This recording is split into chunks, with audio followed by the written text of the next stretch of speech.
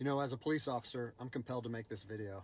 I've been in law enforcement for 10 years, and I'm speaking to my peers, other fellow officers, people in any kind of law enforcement position.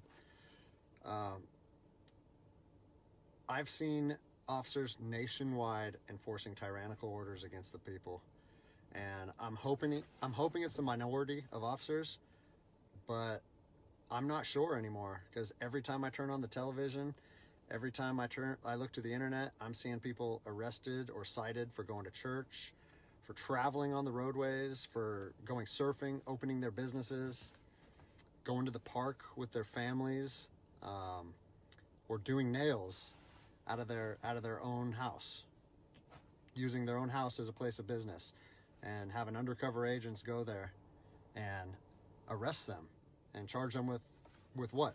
With a crime?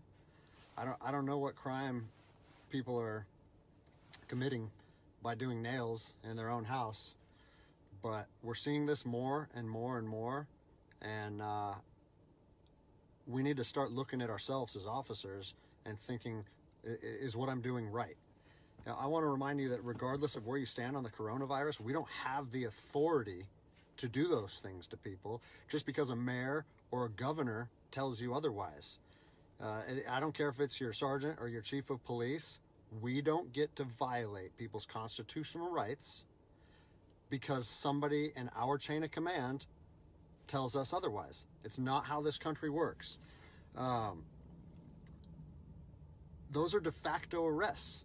You know, we're violating people's rights and taking money from them, or even worse, arresting them and depriving them of their freedom when they are exercising their constitutional rights. So let's talk about that. Let's read something right here off of the Declaration of Independence. All men are created equal. Among these, we have the right to life, liberty, and the pursuit of happiness. That to secure these rights, governments are instituted among men, deriving their power from the consent of the governed, meaning our power and any government official's power is derived from the people. Okay? We don't hold power over our citizens. It's contradictory to everything that our country stands for. And this is what I'm seeing. First Amendment rights, telling people they can't go to church, freedom of religion. Okay? Telling people they can't protest, freedom of assembly. Fourth Amendment violations, illegal traffic stops to check for papers. What are you, the Gestapo? Is this 1930s Nazi Germany? You don't get to stop people unless you have reasonable suspicion or probable cause that they have committed a crime. And I know people that have personally been stopped saying, we want to see papers showing that you're essential.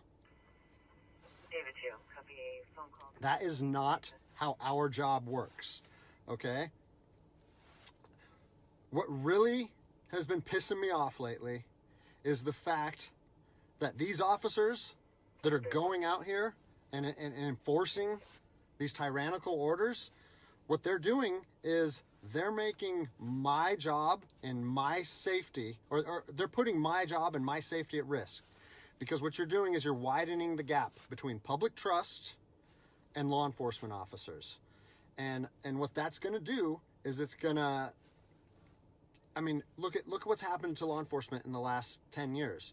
Less and less public trust, and more often than not, that is a result of isolated incidents that get blown out of proportion. They're not isolated anymore. They're happening every single day. And the thing that I want you guys to realize is that our power that we hold as law enforcement officers is nothing more than a facade. It's a badge and a gun. And people, you don't realize, if you haven't lived in anarchy, if you haven't seen combat, things can be stripped from people in a heartbeat. And that's what I'm afraid of. I'm afraid that these actions are going to wake a sleeping giant, i.e. the American people, okay? They are going to be put in a position where they won't have their rights trampled anymore. And us as law enforcement officers we'll have our ability to enforce the law stripped from us in about 10 minutes. Okay? I don't I think what is going to happen if this continues is we're going to see bloodshed in the streets. Okay? I don't want to see bloodshed in the streets on either side of this coin. I don't want to see fellow officers get injured or killed, and I certainly don't want to see citizens get injured or killed. And I promise you, most of you out there doing these tyrannical acts against our citizens, you're not ready for combat. You're not mentally or physically ready for combat in the first place. I promise you, you don't want to go through that, and I hope I never have to go through that again. You don't get to just say, well, I'm doing this because I was told to do so, or I'm following orders, or I need to keep this job.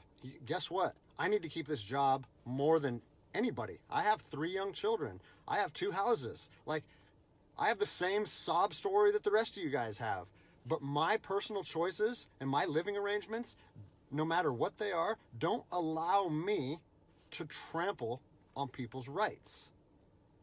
And I don't understand why that concept is so hard for people to understand.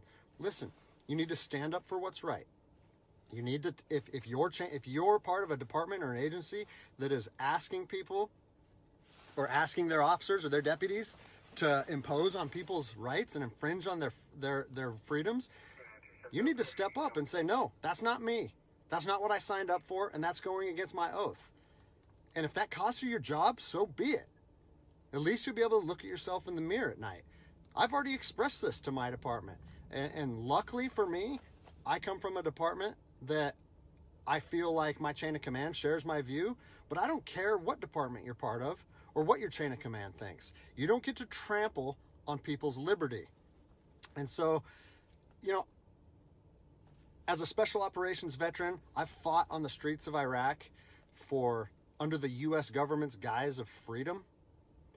And I'm telling you what, the American people are going to you are going to wake a sleeping giant, and they are going to fight 10 times harder for their freedom on their soil than anything you've ever seen before. And if that's something you're willing to face, then keep trampling on people's rights.